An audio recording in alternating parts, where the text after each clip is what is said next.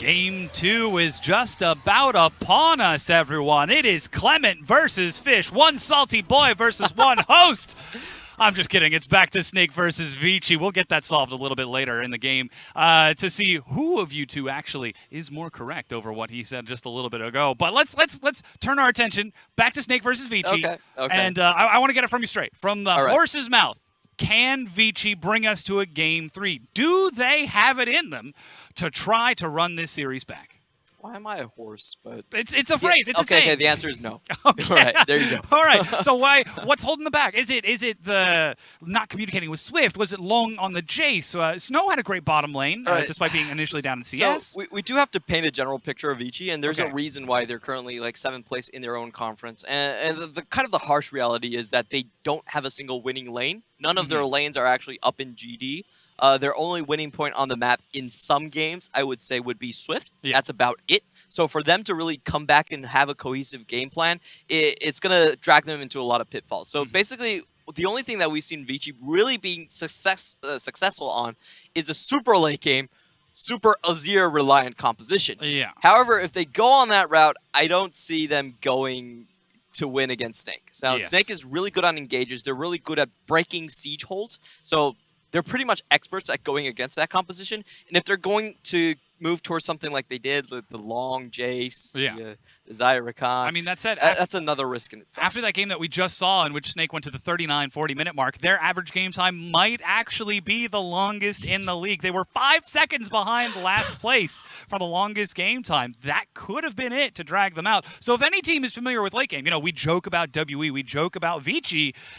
In 2018 spring, it's Snake. That's a horrible sign from Snake, actually. No. that actually means they're a very inconsistent team because they're not just playing against the top of the league. They're playing against the bottom of the league, and they're still putting up hitting the same game very long numbers. So that means they're actually something's going wrong in their mid and early games. Okay, well, we'll have to see if they can fix that in this next game. Again, we've pointed out Crystal's inconsistency and positioning in the AD carry. Sometimes when he's disrespectful, he steps up and gets caught out of position, which is exactly what happened in the laning phase. He was about 20 CS up and still ended up being caught out by the Xayah Rakan combo with the exact same items as the opponent lane. Yep, that's the big worry for Snake right now, because if the playoffs are locked today, he will be facing Uzi across the board. So Uzi is known for as the most dominant laning AD carry we've ever seen in the LPL, and for Crystal to survive that matchup. Yeah. Last time we've seen step up. I'd say survive.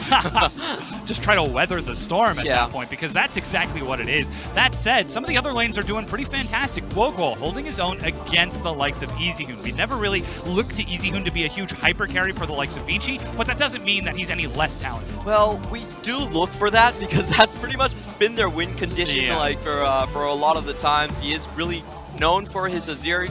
Man's got a skin on it.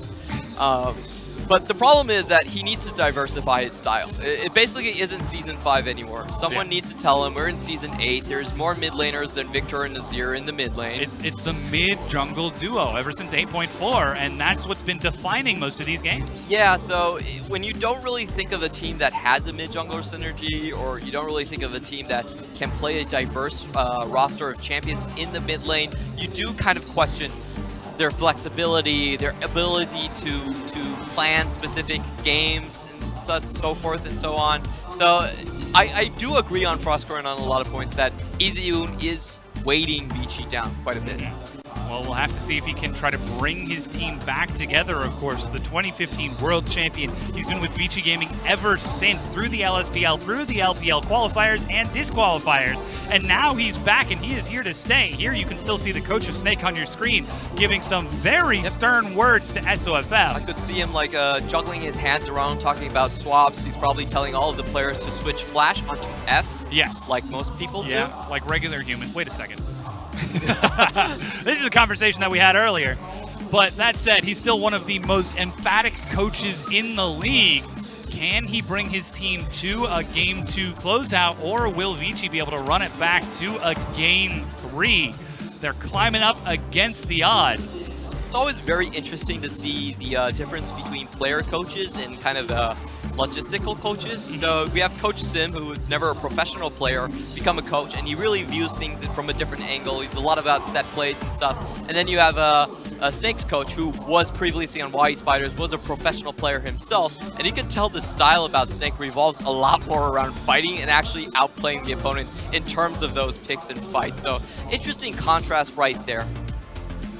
Certainly is, but we have now entered picks and bans for this Game 2. Once again, Vici Gaming, they've chosen red side for this Game 2. And just to be perfectly clear, Vici have won a single game, not match, game in 2018 on the red side. The rest have been a grand total of 14 losses.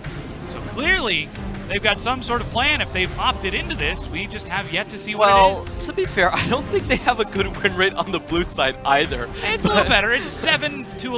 7-11. Okay, much better actually. 7 times higher win rate right there. But for Vici Gaming, I think they're going to continue what they did with Game 1, basically try to get Long a good matchup in that sense, do kind of what EDG does and save your last top lane pick for Long in the top lane. We'll have to see what that's going to be, as once again the Vladimir and the Camille band away. Azir locked in immediately for Easy, Hoon, and Swift returning to that Sejuani. Yikes. So this is what Vici is known for, but it's also a very slow-paced game.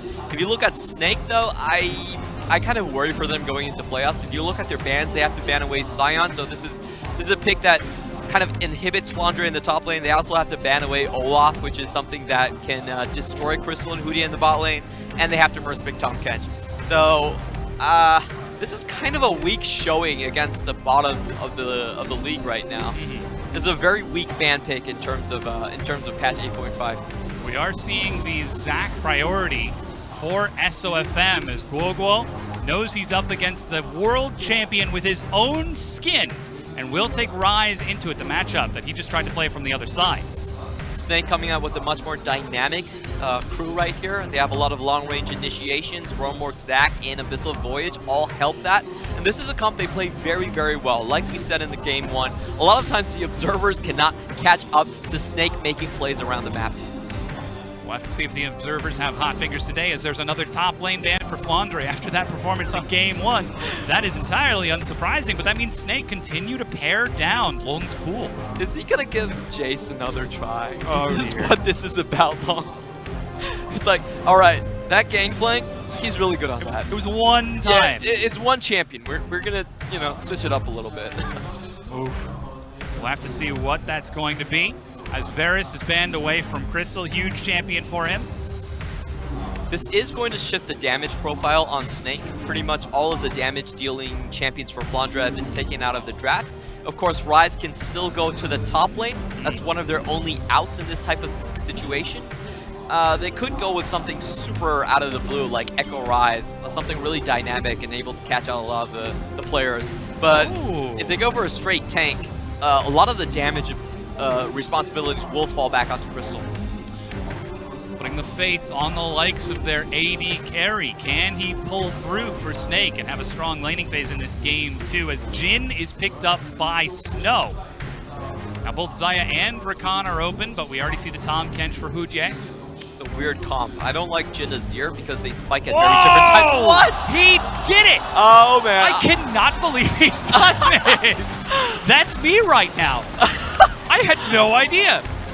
Actually picking up the Draven in the confidence matchup. Am I gonna... Oh, please Flandre. do the Jace. Please do the Jace. Come on, man. Hujie's feeling spicy. He knows he's got Tom Kench. He just wants to add just a little bit more salt to the wound as Karma It's a Rise top. locked in. It's a Rise top. So like we said, basically Flandre, the first one to really pick up the Rise top, and if he goes for the Rise top, it also preserves their damage kind of composition. They like a lot of damage from Flandre. He's, I think, the 3rd highest damage dealers for a top laner. So they definitely want to preserve that part about their system. Is going to pick him the Rise. And even though Draven on Crystal might seem a bit weird, he actually is very good on this champion. This is the champion that's made him famous, and it isn't unplanned. They do have the Karma to go with it. Draven, in fact, was, he was a Draven one-trick for a very long time so far. He's played 15 games on the champion, 66% win rate, so 10 out of those 15 have been victories for him, with an average whopping 4.0 KDA. Yeah, you do have to remember the thing about Draven and Crystal is this is the pick that brought him into the LPL. Yeah. In the final game, he picked Draven and got 19 kills. Yes. And he was like, I'm going to the LPL. I don't care about any of this obstruction. He came up from the, I believe it was the LSPL tournament. Yep. And, that was from the TGA to LSPL. So he was fighting city level, province level teams. But still, it was a very impressive showing and forever cemented his connection with the pick. And perhaps this could be Snake, this could be Crystal saying, hey, you know, game one, people are starting to doubt my positioning. They're starting to doubt when I disrespect my opponents. Well, you know what? I'm going to do that this entire game. I will take Draven, and I will beat you. That said, he's up against the likes of Snow and Caveman, who had an excellent game one. Caveman on that Recon, this time in game two, on the likes of Alistar, pretty good, into the likes of Draven. I'm feeling a bit queasy here. I feel like Fish might have better chances in the bet we've had so far. We'll have to see. Will Vici be able to bring us to a game 3, or will Crystal on his signature pick be able to shut them down? As Vici Gaming, 8 game wins in 2018, looking for their 9th, are about to load onto the ribs. Oh yeah. Now Draven players, they might not drop axes, but they do sometimes drop your expectations of them. It's a very difficult pick. We've loaded on for game 2.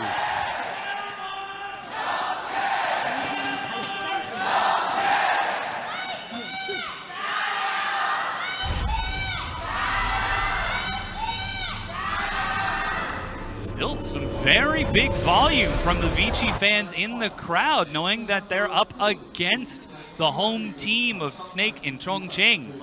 Yeah, there's a lot of energy. We really like that. So to bring the conversation back to a normal level, we should talk about what the compositions are trying to do here. Snake, I think this is kind of a show match, to be honest. This is mainly about how well they can prop up Crystal, allow him to really carry, and show those other playoff teams that our bot lane is not a pushover. That's what it's mainly about to me, honestly.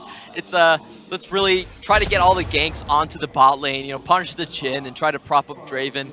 Let's do a statement match. For Vici Gaming, I think this team composition is a bit more serious in a sense. What they want to do is they want to tower dive with Swift. They can put the Stand United on it, and they can also follow up the damage with Snow. So again, a bit more bot lane focus.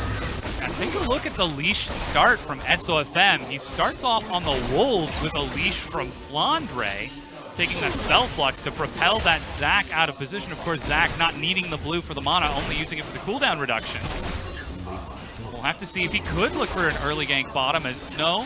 Ooh, he's trying to not take hits from these axes. That's even the Soul Reaver skin that Crystal loves to use, not Gladiator.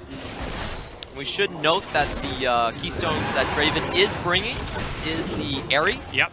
Now this was a big point of discussion between Crystal and Jackie Love. Jackie Love himself actually prefers the Fleet Footwork, but Crystal's like, no, you need damage, bro. Yeah, of course. Mana Flow ban, Gathering Storm, Presence of Mind, Cut Down, and Bloodline. I believe Alacrity for additional attack speed. Yep. Is the name of that one. Yep. So the things that we are seeing is Absolute Focus being much more common. Flash Engage. Hujie trying to retreat. Swift unable to go in. Absolute Focus, that's the one. Yeah, Absolute Focus. We've been seeing this quite often. I think it's actually pretty good for a teamfight scenario. If you look at, usually when people start a 5v5 teamfight, your AD carry is at full health. With Gathering Storm and Absolute Focus, you can burst your late game teamfight to 40 additional AD. So that's kind of like getting a free BF sword. Generally pretty good for Draven. The more AD, the better. Of course, last time we saw that was in the NALCS. Arrow playing the champion against the likes of Cloud9. I always hold my doubts with Draven players. I mean, Crystal was, I should say, a Draven one trick as Swift, Yeah. he showed himself bottom at here. I actually really like what SOFM is doing. He immediately invaded into the Raptors, and even though Vici pinged it, they couldn't stop him. He stole the Raptors, he already cleared his own. Gogo was able to shadow down and spot out Swift right there. Yeah, what's really noteworthy about this pathing right now is SOFM, he actually saves the blue buff and the Gromp here. Oh, there's another fight happening, but nothing's going to come of it. So what he does here is that sometimes this allows him to control blue timing. He can do very early blue handoffs in bad matchups for the mid lane. That's something super interesting that he does. And also what he can do is that once he gets his levels a bit higher, he can then clear the camp with more efficiency. The camps only respawn in terms of levels once you clear them. So if he keeps them there, he can get free gold a bit easier. Ooh, that Shadow Dash landing onto Flandre. Spirit's Refuge, but he flashes away. Swift, ready with the stun, is able to hit it. Rune Prison on cooldown. That's big damage. Flash for the auto, but SOFM is in there. Long is going to be knocked up. Tries to retreat, but he has no flash. Goes down. Flandre gets first blood, and Swift might be the second. Auto attack is not enough. Yeah, so I actually think that Swift might have been spotted out on his pathing right there. We do see a number of wards in Vici's jungle. A very good flash by Flandre, dodging the Q, and then the follow in from SOFM. Huge play from SOFM to defend his top lane. And we already said he wards the most out of any jungler in the league, nearly anyone in general, including supports. And take a look at that top side of the map. There are 5 wards. Well, 4 plus Scuttle. Yeah, and take a look at those wards right there. Some of them seem to be zombie wards. Yeah, they were placed earlier. Zombies. But look at that. SOFM flash slingshot. This is a guy who knows how to play Zac. Yeah. It's one of his most played champions, a champion that he's best known for, honestly. A lot of creative pathing coming in from him. And that does lead me to believe that they probably did spot out where Swift was coming from. They did have wards just about everywhere. One at the Krug, one at the Raptors, one in Tribush. There's nowhere else for Swift to go through except for lane, and that wasn't the case. As the wave gets pushed in, Guoguo holding down the fort in the mid lane with Karma. 5 CS lead, but already Flandre is again set up to succeed. We thought it would be bottom lane that receives the most pressure for Snake. But this time, it's a quick turn onto top lane that gives Snake the first early advantage. Knock up and a snare, but Huye just picks that Draven up and spits him right back out. I believe that's Ignite used onto Crystal as well. He's still holding on to heal, and Huye has the Ignite of his own. Well, Snake definitely had the backup plan if Draven doesn't work out. That's why they picked the Ryze top lane. So even though it's a show match, they're taking it somewhat seriously. The big point of contention to note is that once you hit level 6, I do expect Sejuani Swift to go down there and combo with Snow and Caveman right there. We have seen Huye right now, still doesn't have his flash, so there should be a very clear timing window to do that and hopefully pick up Infernal Drake on the way out. Of course, a lot of that incentive goes towards Easyhoon and Swift to unlock from their jungle or mid lane respectively and affect that bottom lane, because as it is, it's very hard to kill a Tahm Kench who looks to be nice and tanky, especially now that SOFM is hanging out on that side of the map and already setting up wards in the river. So look for any movements from Vici. So Vici, I think this is a pretty clear play from them. It lines up with everything they want to do. Blue handoff, bot lane reaching level 6, also completing their item buy. Huye will still not have his flash. So this is going to happen one way or the other. It's about how can Snake defend this and how are Vici going to execute this play. We'll certainly find out in just a few moments. As Huye makes his way back into lane, looks like his flash is just about on cooldown. Caveman already starting to clear the way by closing out the vision for Snake. Clearing up that river. Already a ping, though. Will spot Easyhoon, and he sees the ward go down. Something that play is a little bit less viable as blue buff is traded over, and Swift at low health has to turn towards Gromp instead. Oh, unfortunately, Swift was delayed so much on his build, he still doesn't have level 6. So, yeah, I didn't take that into account, sorry. Yeah. Bit of a tragedy, but already you can see Snake have prepared for any sort of contingency, just in case that were to happen again off of the next wave. They cleared out bottom, but there's SOFM. He finds Easyhoon. Oh, no minion, though. as Guogo clears the minion wave. Good use there from Easyhoon, trying to knock him down mid-air. So if Zach lands and goes into his ultimate, he can no longer CC him. So it's good play from Easyhoon. Wow, Guogo Followed actually up by a bad forces play. the flash. Yeah, that Spirit Link. that was just purely a mistake. Karma was in vision, so there was no reason to do that. In vision, she was the lane opponent. Yeah.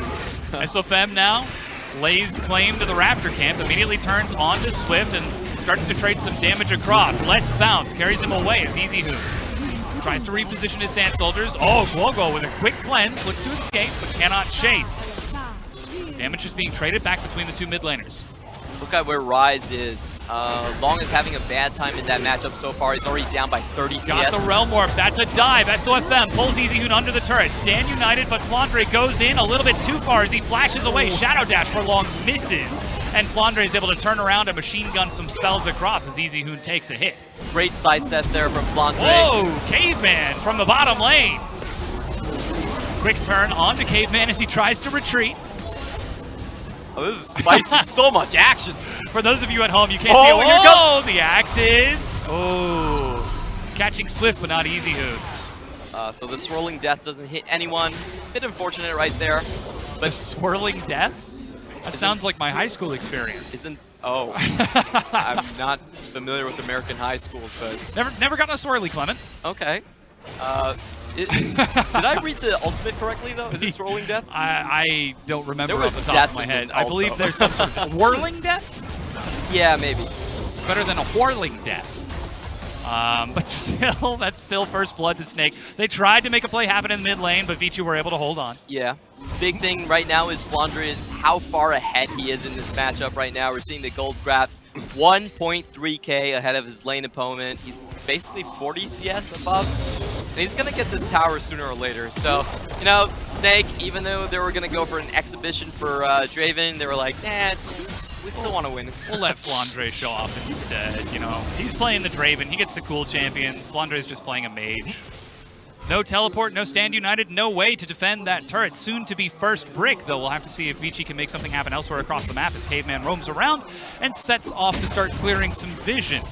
No dragons have been taken either, and so far, despite the initial skirmishing and trading, haven't seen too much excitement in this game, but we can see Easyhoon making his way.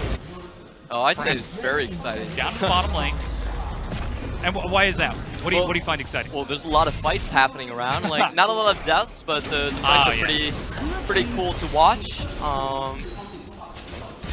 So far, Vici Gaming haven't been able to pull the trigger on what they really want to do. If you're picking a Shen, you wanted that to go bot lane. Unfortunately, their top lane is completely imploded. We could kind of see that from the draft. The only way you want to play against the Rise top is you want to gank in early. And Swift tried, but wasn't able to do it. Meanwhile, in the bottom lane, Crystal pushing in as Draven loves to do, wave after wave, looking for the tier 1. SOFM might think of ganking mid, but already Vici have pulled back from that tier 1 because that Rise is unlocked and he is missing.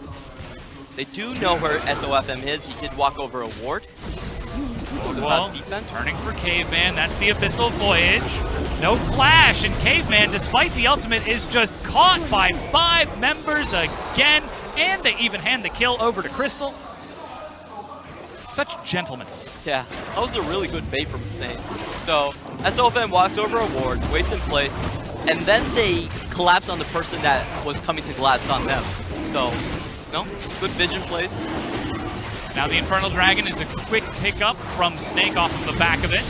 First Dragon of the game, Swift goes in, he finds Crystal, he's still got heal and flash, Wahunjie picks him up, Curtain Call will start hitting the support, Long goes in for the big submarine, sacrifices his support again, but that means Vici sacrifice Easyhoon as Guogo and SOFM finish him off. That was really well done from Vici Gaming. That's exactly how I would want the combo to play. Swift going in with the gap closer, Shen Stand United already on him, and all the damage coming out from Snow. Unfortunately, they actually just trade kills there, so still not worth it for them, and also it gave a lot of time for Flandre in the top lane to clear out the minion wave. So good execution, but overall the gains are still go to Snake. Easyhoon was just awkward in that play, to be honest. No flash, no position, no one to help him. He goes down, left to die by his team. It's 13 minutes in. Snake already 5,000 gold ahead of Vici. Realm Orb, is he going to take the red buff? Oh, I think he wanted to. But he didn't Take leave. it over the wall. Look at his camera. He's laughing, too. Landre, look, we know it's a bit of a show match for you, but come on. Can't you take this seriously? Use the insurance policy. The show's not in the top lane, though it's actually going to be how Snake win this game. I can't believe he just tried to abduct red buff. Yeah. Oh, my goodness. And Fun Crystal's play. playing Draven. What's going on, Clement? What year is it? Is it 2015 2018. Snake again?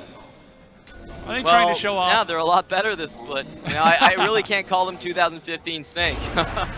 Yeah, they're certainly making a name for themselves as the best team in the West. But that said, they've still got a lot of competition before they can really let themselves sit back and relax as they look towards playoffs in just a few weeks. I just want to take a little bit of time to talk about the legacy of Draven in China. So we've had so many good Dravens. Jackie Love was, when he first started his career, he was a Draven one trick and also a streamer. So he was like about Korean, I think it was about like placed 80 or 100 around that range in High Challenger, and he was playing Draven only. So to make Draven work in Korean High Challenger is exceedingly difficult, but he was famous because he started to stream that way. And also you have to talk about Vincent. Vincent is one of the best streamers in China, also a Draven one trick. Not the Vincent we know, not Vincent Lee. There's another Vincent. The caster, yeah. Yes, but as a community, Draven has been a massive pick. It's been the pick where you see streamers really make a name for themselves when they go like 30 kills, 40 kills. And there's a lot of knowledge on how you play this pick. Basically, you never want to group as 5v5 with a team. You always want to be on a side lane and continue to punish the opposing 2v2. That's why you go the Bloodthirster. It means that they can never push you out of lane. Well, we now see the Bloodthirster finish 20 CS ahead of Snow, but he's currently grouped up with his team, Clement. Not split pushing at all. Well, sieging the tier 1. I would say he's somewhat outside because they're playing a 1-3-1. Yeah. So I think my theory still stands. Okay. Well, with Landre split pushing top lane and Guo split pushing bottom lane, it is a very difficult scenario for Vici to deal with, though EasyHoon is having a great time holding down the fort in the mid lane. We're still watching Long suffer up top. Nearly 60 CS down, 16 minutes in. He's having a real tough time, and Flandre, Swift is there. He sees Swift. He's going to take his drugs. drugs. Can't do anything. This is a problem with Long. He has a very inadequate champion pool. He doesn't play a lot of the things that are in the meta. We really aren't in a time where it's okay, where if you only have like Maokai, Nautilus, and Poppy. There are those metas, certainly, but this is not one of them. And to be honest, Long has been holding the team back for a while. He's been struggling for a while, though. He's been with Vici for a very long time. There's still plenty of room for him to try to grow and reclaim that form that he once had. But for now, Snake are just taking up the pace of this game. SOFM looking for Rift Herald. Guoguo grouped up with Hujier and Crystal. Just clearing out wards, clearing out vision, setting up for something. But this early in the game, there really aren't too many objectives to worry about outside of that tier 1. Might be the Rift Herald that they use to finally break it down. Snake 5k ahead already. Rise is unstoppable on the split push. They can pretty much play 1-3-1 and use that to end the game. Like, they have no real reason to group at this point. Unless they wanted to find some kills, add to the Draven highlight reel. Like you said, this is a bit of a show match for the team. First in the league, first in the West versus last in the West. And Vici, again, have already been disqualified from playoff contention. There is no chance that they make it in. So this is just Vici playing for them, playing for 2018 summer. Interesting build coming out of Snow right here, following up the Ghostblade with a Zeal item. We've seen SMLZ do this as well. The basic idea is if you don't have a great early game, you don't go double armor pen to try to go back to the crit. Minion wave getting pulled, and that's Rift Herald going for the charge. Mid-tier 1 is broken down by Snake. Is that Zeal item from Snow going to be enough to defend the Rift Herald push? No. Okay. Excellent analysis, Clement, as Crystal steps forward to get even more chunks onto the tier 2. SOFM on the side. Fancies himself a dive, but decides not to commit because still Flandre is now 70 CS ahead of Long, working on a tier 2. Can nothing stop this guy? Well, maybe missing minions, that'll stop him. I will have a top lane ranking tomorrow. And I do see Flandre as second place. You're going to have to guess who's first, who's third, but I do have Flandre on second place. He's very good in lane, on average 300 gold ahead at 15 minutes. And also, I think he's one of the best team fighters. Like, Flandre coming off the flank has been incredible. I'm most impressed with his gangplank flanking. It's just like triple barrels every single time. Yeah, so. That's what we saw in the previous game. This time it's on Rise where he's doing work on the champion. Looking for the dive onto Long, who's forced to flash away before Hujie and Crystal can even get some damage in. The tier 2 is broken as once again Snake are opening up the map. EasyHoon not even safe to push up to this tier 1 as SOFM is there. I really do think this game kind of showcases the problems with Vici. They are pretty much a snapshot of 2015. They don't really move with the times. Yeah. The Zir doesn't work with the Jhin at all. They have very different power spikes. You're looking at very late game with the Zir, and you're looking at like up-tempo gameplay and trying to make hatches with the Jhin. So you rarely see those two champions picked together. It just seems that they're trying to play within the tendencies of their players, but the times have moved past them. Yeah. Swift seems to be the most progressive player on the team, taking Sejuani and invading it. That is a very loud Baron spawn. Yes, it is. As Baron makes her way onto the rift. Her way? His way? Does Baron have a gender? I guess would not presume it. Barons are traditionally male and Baronesses are female, but Void Creature, I don't know. Question for another time then. Yeah, ask Kaisa. If anyone does at this point, the Daughter of the Void. That said, no Kaisa this game. As Swift, he's trying to maintain vision. You can see he's working with Caveman to set up wards as best he can around this jungle on the top side of the map, but already Snake setting up some wards of their own. Flandre still split pushing bottom. EasyHoon forced to use his turret to defend mid. It's just a matter of time before Snake find an opening. Yeah, and Snake are playing this incredibly patiently. They're willing to go 1-3-1 until they feel they have enough items to instantly take the Baron. It's pretty much what we're seeing right now and why the game has slowed down. Swift spotted out by a ward, but already look at the vision that's been cleared on that side of the map. There are still a ward in front of Baron and a ward in Tribush that has just been pinged out by Snake, so they know that this is the case. The wave is pushed up. Flandre, he's already sitting on top of the Baron. He's pretty big, starts charging up some spells. Is Crystal trying to bait this?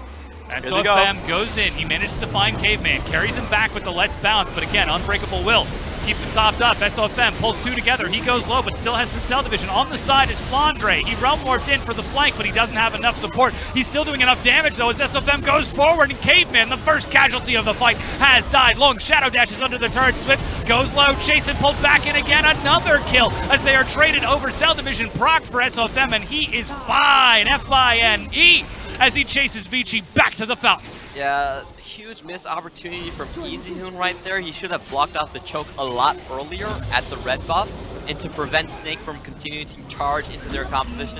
Snake actually didn't have a very good engage target. They brought back Caveman and there was Stand United on him as well. Yeah. To be fair, Stand United should not have been used on the cow. Flandre doesn't have the Spellbinder. Takes 3 turret shots to zone away Snow. Now Curtain Call is up. Already you can see Snaker getting ready for the inevitable body block. Trinket, that's one shot, but Baron has been taken. Can he get a kill? No, he cannot. Snake take the Baron and make their way back to base. Yeah, basically running with a kind of ramming their way through a bad situation right here. So if you watch Snake's initiation, they got Caveman. Stand United should not go down on Caveman. I think that was actually a mistake. If you watch EasyHoon, he actually had a chance to disengage through the... he should have cut off the left side and then all went on Flandre. That should have been the play right there. He holds on to his ultimate for some reason. I don't understand why he's playing the team fight in this manner. I feel like that's just a mistake from him. and Snake are able to follow through and clean everything up. Basically, Crystal and Flandre were able to auto-attack and use all of their skills whenever they wanted to. I don't understand Easy. He needed to cut the left flank off. He cuts the left flank off. They all go on Flandre. They could save that team fight. We do just see a teleport from Flandre as he makes his way back onto the map with a full death cap buy after the end of this. They're collapsing, and once again, EasyHoon has been found out of position. He's able to dash away. Abyssal Voyage as Gogo chases. Emperor's Divide, and still he's running, but he is wasting time on this Baron buff. Flandre, though, is not one to be distracted, still pushing top lane and ready to group with his team, perhaps flank from behind with that Realm Warp. Good play from Snake there. Usually I would expect in a show match for Crystal to chase him down, spend 30 seconds on it, but you know, they're playing very rationally. Yeah, try to finish this off. Take a few minutes off of that average game time that is so high, 36 minutes and 18 seconds. Now a full nearly 12 minutes faster than that in this game too, as they're looking to break down the inhibitor. Crystal, so many shields, plus the Ardent Sensor, he breaks it down. If you look at what Goku is doing, it's actually quite hilarious. He's standing very far back from Crystal and basically giving him damage share. This is a stat padding experiment.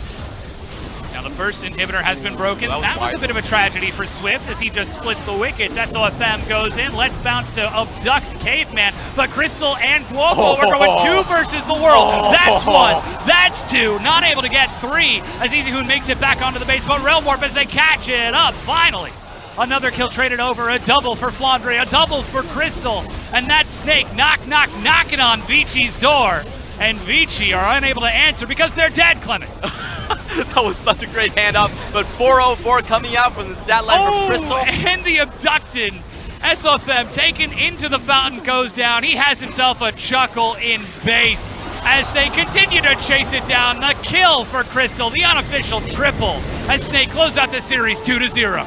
And we can see smiles all around the Snake roster right now. They picked a bit of a show match roster. I don't think this was a especially serious game for them. Just taking Vici out of their misery, and we got a good game. We got a game with a lot of action, with a lot of signs. Like I said, that was me once I saw the Draven locked in. Yeah, it basically reads that Snake are going to win both. So, exactly. And they did win. They absolutely did, 2-0. Though game 1 was a bit of a drag for them, a bit of a slower game. Game 2, they certainly made up for it. Once they were able to find a bit of an early advantage, find a little bit of confidence, it looked like Vici didn't stand a chance. Yeah, Vici, they drafted very poorly, I would say. I don't think their composition made a lot of sense. You can see some of their problems. Their picks are really stuck in the past. They're not keeping up with the times or the patches. We've seen flashes of brilliance coming from their bot lane, Caveman, but at the end of the day, Snake still defend the Snake pit.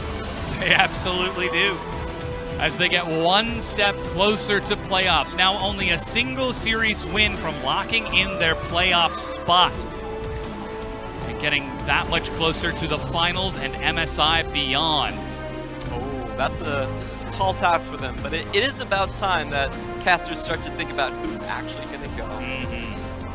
Very well could be if Snake are able to transition towards a excellent postseason and continue their regular season momentum. That said, they've got some stiff competition looking across from them. In Coach is really Gaming, happy. Rogue Warriors. Okay, this is him saying like, man, you need more kills. What was 5? We expected 8 out of you. That was it? Just 5? Yeah. That said, it was his first Draven of 2018. Yeah, so there's actually a specific type of a video from Draven players. It's 30 kills a game or 50 kills a game. That's what they try to go for. I see. But unfortunately, only 5. This time. And again, this is the same coach who ran out on stage crying when Snake first defeated EDG, screaming, nice. Very, very passionate player. Sorry, coach for them. But with that 2-0, 25 minutes in, Snake closed out the series, and though was a little bit sloppy with some of the fights, some of the dives, it really didn't look like Vici stood a chance. Yeah, it was so far beyond Vici's control, but I would say that this match doesn't give me a lot of faith in Snake coming into the playoffs. Like we talked about in the ban picks, I felt that was a fairly weak draft on 8.5, having to take away the Sion to allow Flandre to operate, having to take away the Olaf, and then first picking the Tom Kench, just all to protect the bot lane. I don't see that doing well. Crystal picks Draven. Suddenly... Yeah, so you could say that they're maybe putting up a front, but I don't think they're I still don't see them as being very well adapted to 8.5. They haven't proven that to me. Well, they've got plenty of opportunities to learn and grow. That said, it's now up to our analysts to break down that series.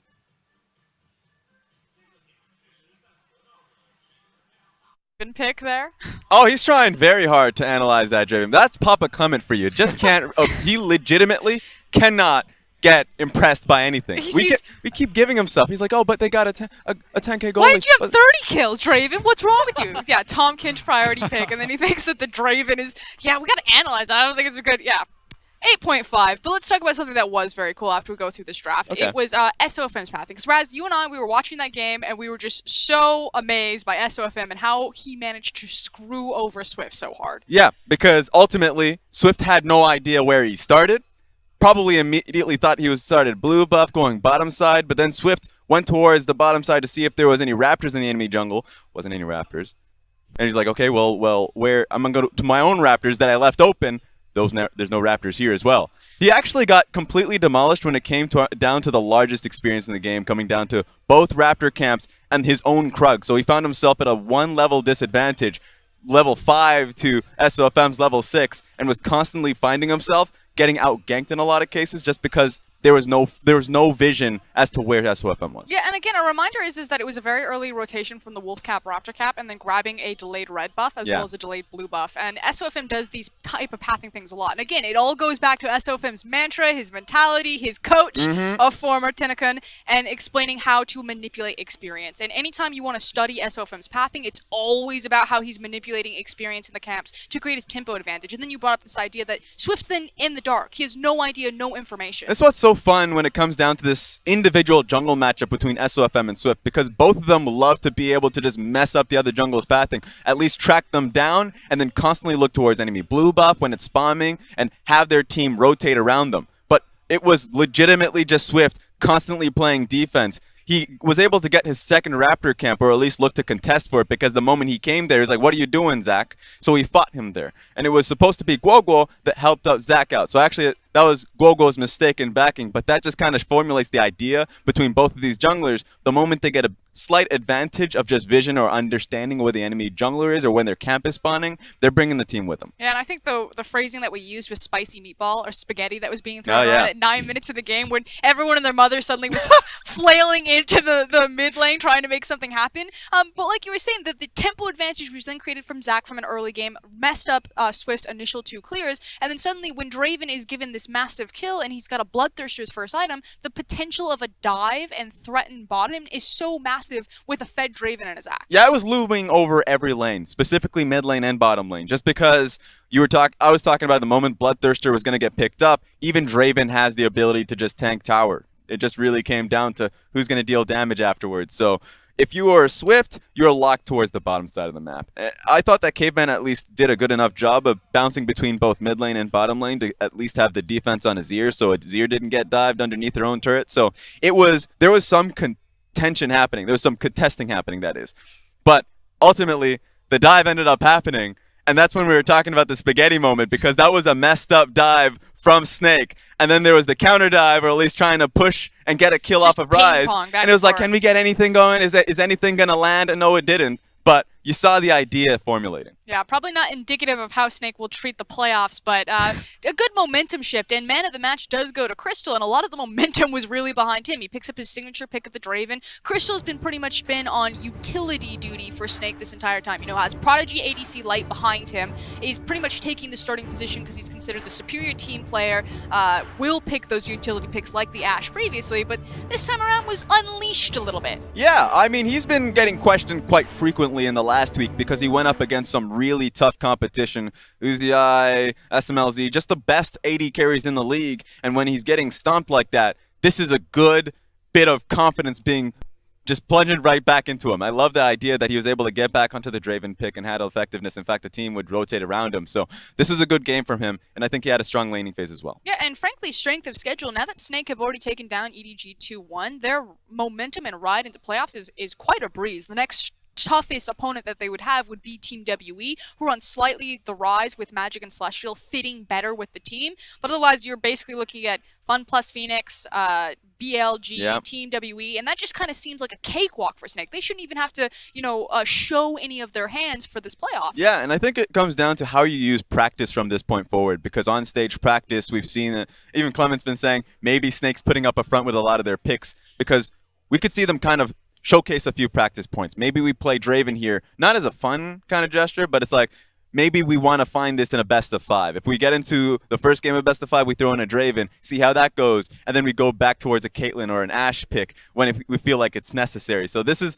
tough for them just because they're not going to have the most competition within their own group, but then when they go back into the playoffs, they at least have an idea around strategy. I feel like we are really bending over backwards for this Draven pick, but you've heard it here. Now, that said, because we are changing venue, our last match was in Chongqing, and we are now coming back to Shanghai for our match of the week. There will be an extended delay, but I promise it's going to be worth it. It is Invictus Gaming versus Royal Never Give Up next match, and we will see you soon.